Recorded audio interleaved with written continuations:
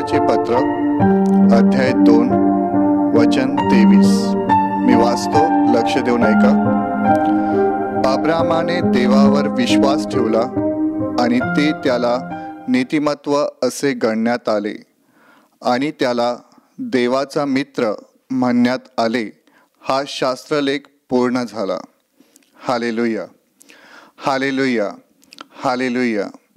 माझ्या प्रिय भावांनो आणि बहिणींनो, याकोबाच्या पत्रात याकोब लोकांना सांगत आहे विश्वासाविषयी, आणि विश्वासाविषयी सांगताना तो अब्रामाचं उदाहरण देत आहे.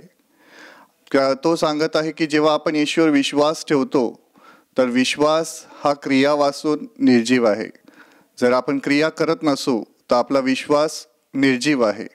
ज्याप्रमाणे आपल्या शरीरामध्ये आत्मा आहे आणि जर शरीरातून आत्माच निघून गेला तर ते शरीर निर्जीव आहे, त्या शरीराचा काही सुद्धा उपयोग नाही.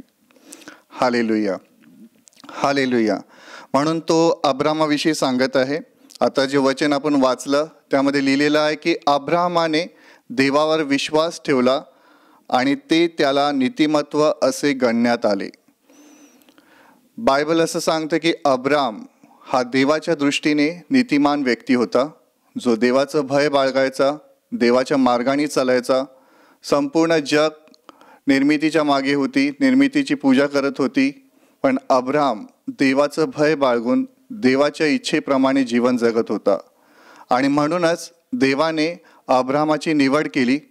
आणि जेव्हा अब्राम 75 वर्षाचा होता तेव्हा देवाने त्याला सांगितलं की तू तुझं कुटुंब सोडून, तुझ्या नातेवाईकांना सोडून, तुला जो देश मी दाखवीन त्या देशामध्ये तू जा. आणि बायबल असं सांगतं की अब्रामाने देवाच्या म्हणण्याप्रमाणे केलं. त्याने देवावर विश्वास ठेवला, त्याने देवाला प्रश्न केला नाही. देवाने जसं सांगितलं तसं त्याने त्याच्या आईवडिलांना, नातेवाईकांना त्याचा देश सोडून तो दुसऱ्या देशात गेला. आणि त्यावेळी देवाने त्याला अभिवचन दिलं होतं की तुझ्याद्वारे मी राष्ट्र निर्माण करीन. Hallelujah, hallelujah. आणि त्याप्रमाणे अब्रामाने स्वतःचा देश सोडून देवाने सांगितलेल्या देशात तो गेला. अशा प्रकारे अब्रामाने देवाच्या वचनाचं आज्ञापालन केलं. आणि मग पुढे जेव्हा आपण बायबल वाचतो तेव्हा देवाने पुन्हा त्याला दृष्टांत दिला आणि देवाने त्याला सांगितलं की मी तुला पुत्र देईन, तुझ्याद्वारे मी संपूर्ण राष्ट्र निर्माण करीन. म्हणजे देवाने त्याला अभिवचन दिलं की मी तुला संतान देईन आणि त्याद्वारे तू पृथ्वीवरती आशीर्वादित होशील. Hallelujah, hallelujah. जेव्हा अब्राम घरामध्ये होता तेव्हा देवाने त्याला बाहेर आणलं आणि त्याला सांगितलं, आकाशाकडे बघ, आकाशातील तारा इतकी आणि समुद्रा इतकी वाळू इतकी मी तुझी संतती वाढवीन. देवाने त्याला हे अभिवचन तेव्हा दिलं जेव्हा तो म्हातारा झाला होता. जवळजवळ 100 वर्षाचा आसपास त्याचं वय झालं होतं. त्यावेळेला देवाने त्याला हे अभिवचन दिलं. आणि उत्पत्तीच्या पुस्तकात जेव्हा आपण वाचतो तेव्हा बायबल असं सांगतं की अब्रामाने देवाच्या या वचनावर विश्वास ठेवला, ते त्याला नीतिमत्व असं गणण्यात आलं. नीतिमत्व म्हणजे काय? नीतिमत्व म्हणजे देवाच्या दृष्टीने जे योग्य आहे. माणसाचं नीतिमत्व काहीसुद्धा नाही, आपली योग्यता काहीसुद्धा नाही, पण ख्रिस्ताच्या द्वारे देव आपल्याला नीतिमत्व देतो. Hallelujah, hallelujah. म्हणजेच देवाच्या दृष्टीने तो माणूस नीतिमान आहे, देवाच्या दृष्टीने तो माणूस चांगला आहे. देवाने त्याची निवड केली आहे कारण तो देवावर विश्वास ठेवतो. अब्रामाने देवावर विश्वास ठेवला म्हणून देवाने त्याला नीतिमान ठरवलं. Hallelujah, hallelujah. आपल्या कर्मानी नव्हे किंवा आपण जे चांगले कामं करतो त्याने नव्हे, तर त्याने जो विश्वास देवावर ठेवला त्याच्याद्वारे देवाने अब्रामाला नीतिमान ठरवलं.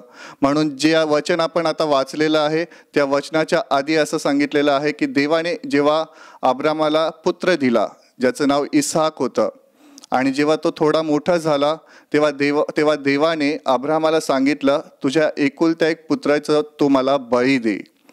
आणि त्यावेळेला अब्रामाने देवाला एकही प्रश्न केला नाही. बायबल असं सांगतं की अब्रामाने देवाने सांगितल्याप्रमाणे आपल्या मुलाचा बळी देण्यासाठी तो अरण्यात घेऊन जातो.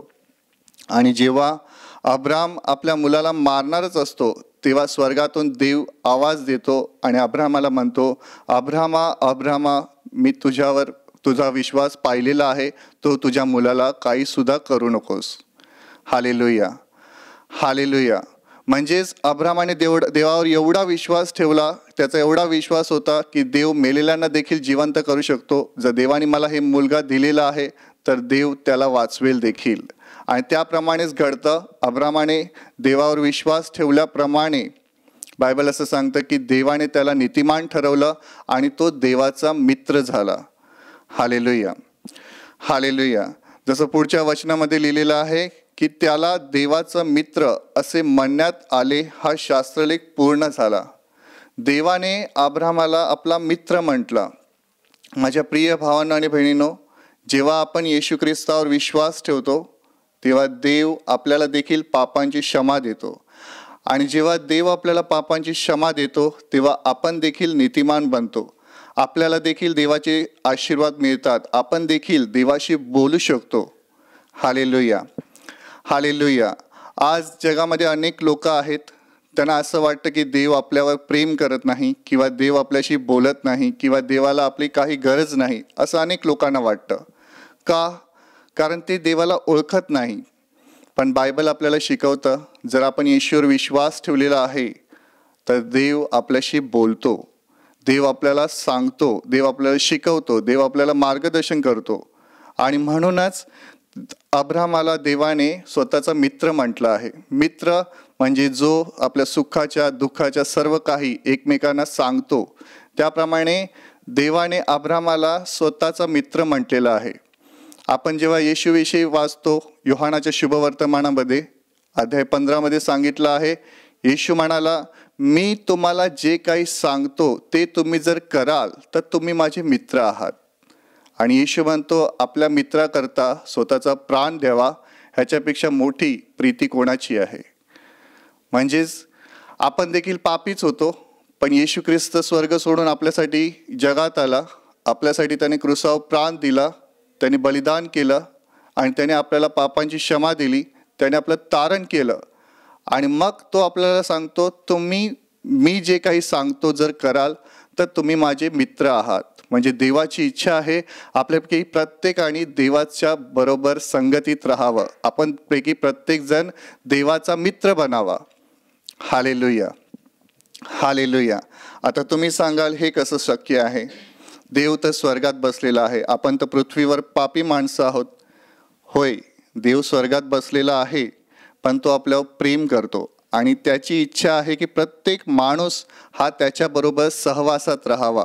म्हणूनच तर त्याने माणसाची निर्मिती केलेली आहे की प्रत्येक माणसाबरोबर त्याला संगती करायची, एकत्र येऊन त्यांच्याशी राहायचं आहे. Hallelujah, hallelujah. एक उदाहरण तुम्हाला सांगतो. एक प्रभूचा सेवक आहे जो प्रभूची सेवा करतो. त्याने त्याच्या जीवनातला एक अनुभव सांगितला. त्याने म्हटलं की एक दिवस तो प्रचार करून घरी जात होता आणि घरी जात असताना रस्त्यामध्ये संपूर्ण काळोख होता. आणि एवढा काळोख होता की ते म्हणतात की त्यांना रस्त्यातलं काहीसुद्धा दिसत नव्हतं. आणि तेव्हा त्यांना अवतीभोवती अशुद्ध आत्मे दिसत होते. आणि ते अशुद्ध आत्मे त्यांना म्हणतात की आज तुझा शेवटचा दिवस आहे, आज तू मरणार आहेस. माझ्या प्रिय भावांनो आणि बहिणींनो, ते प्रभूचे सेवक काय करतात की त्यांना कळतं की आता जर मी गाडी चालवली तर माझा पुढे अपघात होईल आणि मी मरून जाईन. त्यासाठी ते काय करतात की एका ब्रिजजवळ आपली गाडी थांबवतात. आणि गाडी थांबवल्यानंतर ते त्या काळोखामध्येच खुडगे टेकतात आणि देवाला म्हणतात, प्रभू, ह्यांना तू दाखवून दे की मी कोण आहे. आणि अशा प्रकारे त्यांनी जशी प्रार्थना केली, अचानक सर्व त्या ठिकाणी मोठमोठे स्वर्गदूत येऊन उभे राहिले आणि एका क्षणात सगळे अशुद्ध आत्मे पळून गेले. Hallelujah, hallelujah. आणि देवाने अशा प्रकारे त्यांचं रक्षण केलं, अशा प्रकारे त्यांना वाचवलं, असं त्या सेवकांनी सांगितलं. आता मला सांगा, असा शब्द कोण बोलू शकतो जो देवाच्या सहवासात आहे, जो नेहमी देवाशी बोलतो, तो देवावर प्रेम करतो आणि म्हणून तो मित्रासारखा देव त्याच्याबरोबर वागतो. Hallelujah, hallelujah. तुमच्या जीवनामध्ये एखादं संकट आलं असेल किंवा दुःख आलं असेल किंवा काही समस्या आला असेल तर तुम्ही सतत विचार करता की मला ह्यातून कोण बाहेर काढेल, मी कसं ह्याच्यातून बाहेर येईन किंवा मी काय करू. तर देवाची इच्छा आहे की आपल्यापैकी प्रत्येकाने त्याच्यावर प्रेम करायला पाहिजे, येशूचं ऐकायला पाहिजे. कारण येशू स्वतः म्हणतात, तुम्ही जर माझं ऐकाल म्हणजे माझ्या आज्ञेचं पालन कराल, जे काही मी तुम्हाला सांगतो ते तुम्ही कराल, तर तुम्ही माझे मित्र आहात. कारण येशू पुढे असंही म्हणालेलं आहे की धनी काय करतो हे दासाला माहिती नसतं, म्हणून तो म्हणतो की तुम्हाला मी मित्र म्हटलेलं आहे. म्हणजे जे काही पिता मला सांगतो ते मी तुम्हाला सांगत आहे, ते जर तुम्ही कराल तर तुम्ही माझे मित्र आहात. Hallelujah, hallelujah. माझ्या प्रिय भावना आणि बहिणीनो, या वचनाद्वारे आपल्याला हे शिकायचं आहे की आपल्यापैकी प्रत्येकाला येशूचा मित्र बनता यायला पाहिजे. येशूचा मित्र बनण्यासाठी तुम्हाला फार मोठे तपस्या करण्याची गरज नाही. तुम्हाला त्याच्यावर विश्वास ठेवला पाहिजे की तो माझा प्रभू आहे, तो माझा तारणारा आहे, तो मला वाचवणारा आहे, तो माझा सनातन बाप आहे. सर्व काही तोच आहे आणि त्याच्याशिवाय माझा दुसरा कोणी नाही. जेव्हा पूर्णपणे तुम्ही त्याच्यावर विसंबून राहता, त्याच्याशी सहवास ठेवता, त्याच्याशी बोलता, प्रार्थना करता, तेव्हा तुम्ही पूर्णपणे त्याच्यावर विश्वास ठेवता आणि त्याच्या इच्छेप्रमाणे वागायला सुरुवात करता, तेव्हा तुम्ही देवाचे मित्र बनता. माझ्या प्रिय भावांनो आणि बहिणींनो, अनेक लोकांना असं वाटतं की देव आपल्याशी बोलत नाही. अनेक लोक काउन्सिलिंगला येताना आम्हाला म्हणतात की आम्ही प्रार्थना करतो पण देव आमची प्रार्थना ऐकत नाही. असं शक्यच नाही आहे. येशू म्हणाला आहे, माझी मेंढरे माझी वाणी ऐकतात आणि ते माझ्या मागे येतात. तुम्ही जर येशूवर विश्वास ठेवलेला आहात तर तुम्हाला येशूचा आवाज ऐकता येणार. तुम्ही स्पष्टपणे त्याचा अनुभव घेऊ शकता. मी माझ्या स्वतःच्या जीवनामध्ये देखील अनेक देवाचे अनुभव घेतले आहेत. जेव्हा मी पापात पडतो किंवा माझ्याकडनं काही चुका घडतात किंवा मला जे नाही करायला पाहिजे ते मी जेव्हा करतो, तेव्हा देव अगदी प्रेमाने जवळ येऊन आपल्याला सांगतो की असं करू नकोस, असं केल्याने तुझं नुकसान होईल. देव क्षणाक्षणाला आपल्याला मार्गदर्शन करतो. म्हणून माझ्या प्रिय भावना आणि बहिणींनो, आपल्यापैकी प्रत्येकाने येशूवर पूर्ण विश्वास ठेवला पाहिजे. कारण जो विश्वास ठेवतो त्याला देव नीतिमान ठरवतो. नीतिमान म्हणजे देवाचं भय बाळगणारा, देवाच्या इच्छेप्रमाणे चालणारा, देवावर प्रेम करणारा असा व्यक्ती, जो देवाच्या दृष्टीने योग्य आहे, देवाने त्याची निवड केलेली आहे. आणि मग देवाने जे काही अभिवचन त्याला दिलेले आहेत ते अभिवचन त्याच्या जीवनामध्ये पूर्ण करण्यासाठी देव समर्थ आहे. जर देवाने सांगितलं की मी तुला आशीर्वाद देईन तर देव देणारच. तुम्ही त्याच्यावर संशय ठेवू शकत नाही. जर तुम्ही त्याला मित्र म्हणता तर तुम्ही त्याच्यावर डाऊट करू शकता. जसं ज्याप्रमाणे काही मित्र असतात ते आपल्या मनातील गोष्ट घरच्यांना सांगत नाही पण आपल्या मित्राला सांगतात. जे त्यांच्या कुटुंबाला माहिती नसतात पण तो आपल्या मित्राला सांगतो. तर येशू ख्रिस्त हा पृथ्वीचा नाही तर स्वर्गाचा मित्र आहे, जो स्वर्गातून आपल्यासाठी आला आहे अशासाठी की त्याने आपल्याला सैतानापासून वाचवावं, संरक्षण द्यावं, नवीन जीवन द्यावं, ज्याद्वारे आपण पृथ्वीवर एक आशीर्वादित व्यक्ती बनावं आणि आपलं जीवन पाहून दुसरे देखील परमेश्वराकडे वळावेत आणि त्यांचं तारण व्हावं. Hallelujah, hallelujah, hallelujah. अजून एक उदाहरण तुम्हाला सांगतो. प्रभूचे दास DGS दिनाकरन ह्याने आपल्या एका मित्राविषयी सांगितलं. त्यांनी सांगितलं की त्यांचा एक मित्र होता आणि तो नेहमी त्यांच्याकडे यायचा आणि त्यांना बोलायचा की प्रभूला विचार ना माझ्याविषयी, प्रभू माझ्याविषयी काय म्हणतो. तर DGS दिनाकरन हे असे व्यक्ती होते की नेहमी तासन तास देवाच्या उपस्थितीमध्ये बसून देवाशी बोलत राहायचे, देवाचं कार्य करायचे. आणि ते त्यांना म्हणाले, ठीक आहे, मी देवाला विचारीन तुझ्याविषयी काय इच्छा आहे. आणि ते सांगतात, जेव्हा DGS दिनाकरन जेव्हा घरामध्ये बसून देवाकडे प्रार्थना करत होते तेव्हा त्या व्यक्तीविषयी देवाला विचारतात की प्रभू या माणसाविषयी तुझी काय योजना आहे.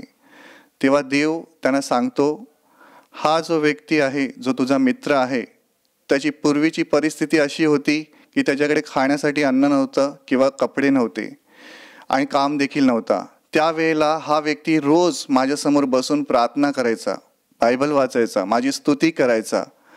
आणि जसा जसा त्याने माझ्यावर विश्वास ठेवला मी त्याला आशीर्वादित केलं. आज त्याच्याकडे खूप पैसा आहे, खूप संपत्ती आहे, पण तो माझ्याबरोबर माझ्या संगतीत बसत नाही किंवा माझी स्तुती करत नाही किंवा माझ्यावर प्रेम करत नाही. तर तो आपल्या कामामध्ये अडकलेला आहे. त्याला जाऊन सांग की मी तुझ्यावर प्रेम करतो.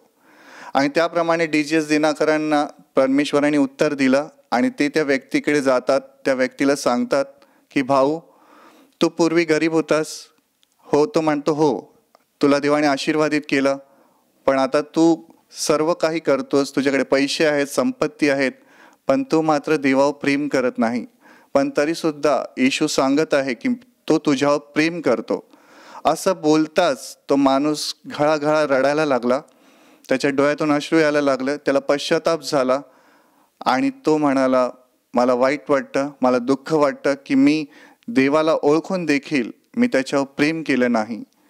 आणि ते अशा प्रकारे तो माणूस पश्चाताप करतो आणि पुन्हा देवाकडे वळतो आणि देव त्याचं जीवन पूर्णपणे बदलून टाकतो. Hallelujah, hallelujah, hallelujah. या उदाहरणावरनं तुम्हाला काय शिकायला मिळेल की देव बोलतो आपल्या लोकांबरोबर, देव बोलतो आपल्याबरोबर, कारण तो आपला मित्र आहे.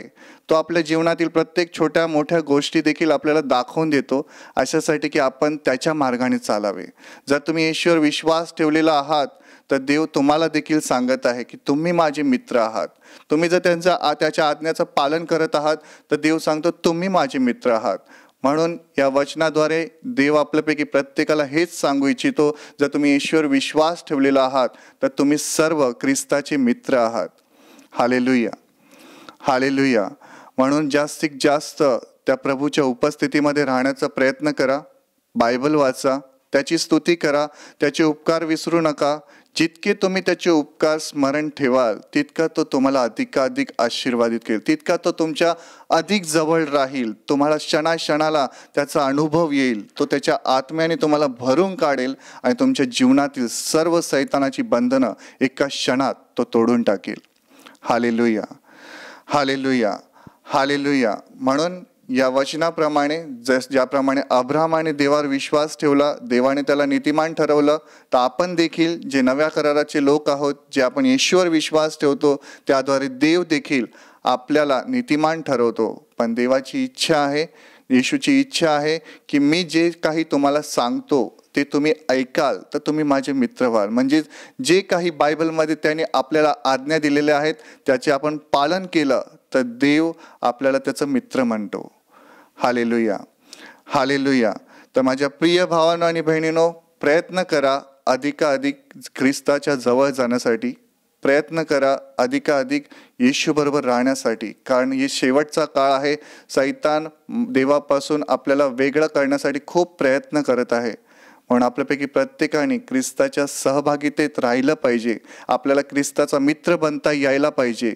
त्यासाठी आपल्यापैकी प्रत्येकाने मनापासून मेहनत घेतली पाहिजे. तुम्ही तुमची चिंता, दुःख, भार सर्व काही त्याच्यावर टाकू शकता, कारण बायबल असं सांगते की तो विश्वसनीय देव आहे. तो आपल्याला कधी फसवत नाही, तो आपल्याला कधी सोडून देत नाही किंवा आपला कधीही त्याग करत नाही. पण म्हणूनच ज्याप्रमाणे याकोबाने आपल्या पत्रात सांगितलं, विश्वास हा क्रिया वाचून निर्जीव आहे. जसं अब्राहामाला देवाने सांगितलं तू तुझ्या मुलाचा बळी दे, तो घेऊन गेला. त्याप्रमाणे देव जर तुम्हाला एखादी गोष्ट करायला सांगत असेल तर ती तुम्ही विश्वासाने केली पाहिजे. त्याद्वारे तुम्हाला देव नीतिमान ठरवतो. Hallelujah, hallelujah, hallelujah, hallelujah. आणि आता मी तुमच्यासाठी प्रार्थना करणार आहे, म्हणून संपूर्ण विश्वासाने या प्रार्थनेमध्ये भाग घ्या. तुम्हाला एखादा आजार असेल त्या आजारी भागावर तुम्ही हात ठेवा. एका क्षणात प्रभू तुम्हाला स्पर्श करेल आणि त्या आजारातून तुम्हाला बरं करेल. आणि जर तुम्हाला हात ठेवणं शक्य नसेल तर तुम्ही तुमचा हात छातीवर ठेवा. प्रभू तुम्हाला स्पर्श करेल आणि तुमचे आजार काढून टाकेल. हे प्रेमळ पित्या, आज जितके भाऊ बहीण हे वचन ऐकत आहेत आणि अब्राहामाप्रमाणे तेही तुझ्यावर विश्वास ठेवत आहेत, त्या प्रत्येकांना तू नीतिमान बनवलेला आहेस.